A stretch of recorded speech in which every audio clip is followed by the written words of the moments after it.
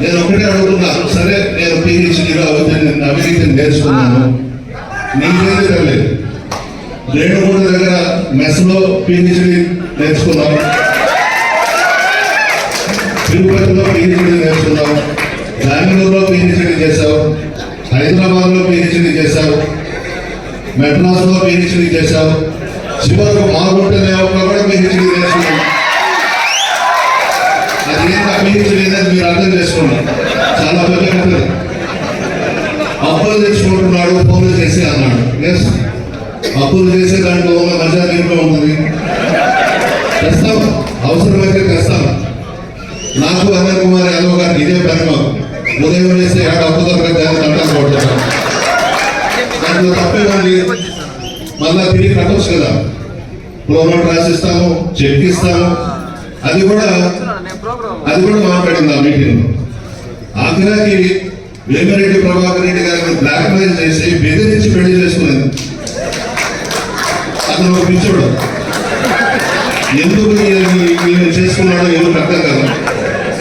అతను అడిగితే ఆ జిల్లాలో ఎవరో మంచి కుటుంబంలో ఒక అమ్మాయిని ముక్కుపచ్చలు వెళ్ళని అమ్మాయిని ఆయన ఇచ్చి పెళ్లి చేసి ఉండేవాడు. ఈ బోరు బాగా పడిపోయాడు.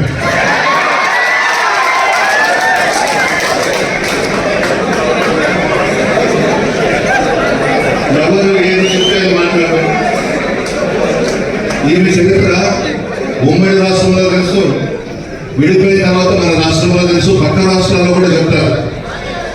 కాశీలో, గుజరాత్, సూరత్లో ఈయన గొప్పతనం అక్కడ కూడా చెప్పుకుంటుంటారు. అవి కూడా వదిలిపెట్టలేదు, అక్కడ కూడా వెళ్ళేది. ఎవరు చెప్తే అది మాట్లాడడం, ఎవరు స్క్రిప్ట్ రాసిస్తే అది చేయడం. అప్పులు చేశాం, నా కొడుకు వర్క్ వచ్చింది, అప్పులు చేశాం. పర్వతిరెడ్డి చంద్రశేఖర్ రెడ్డి గారు సహాయం చేశారు, చలపతి గారు సహాయం చేశారు, పచ్చిపాల రాజన్న సహాయం చేశాడు, ఆత్మకూరు విక్రమరెడ్డి నాకు సహాయం చేశాడు, నరసింహన్న నాకు సహాయం చేశాడు. నా కొడుకు వర్క్ వస్తే నేనే స్వయంగా వీళ్ళందరికీ ఫోన్లు చేసి సహాయం చేయండి, వాడు ఫస్ట్ వర్క్లో దిగుతున్నాడు. రైల్వేస్లో ఒక వర్క్ వచ్చింది, రజత్, నలుగురు పార్ట్నర్స్. మసూద్ రెడ్డి గారు కూడా వేసిపాడు, ఆయన కూడా నాకు సహాయం చేస్తున్నాడు. మన హరిప్రసాద్ రెడ్డి, మా సుబ్బయ్య బావ, ఆయన కూడా నాకు సహాయం చేశాడు. తప్పేముంది, అప్పు తీసుకున్నాం చెప్తున్నా పేర్లను ఎవరు నాకు తెచ్చానని.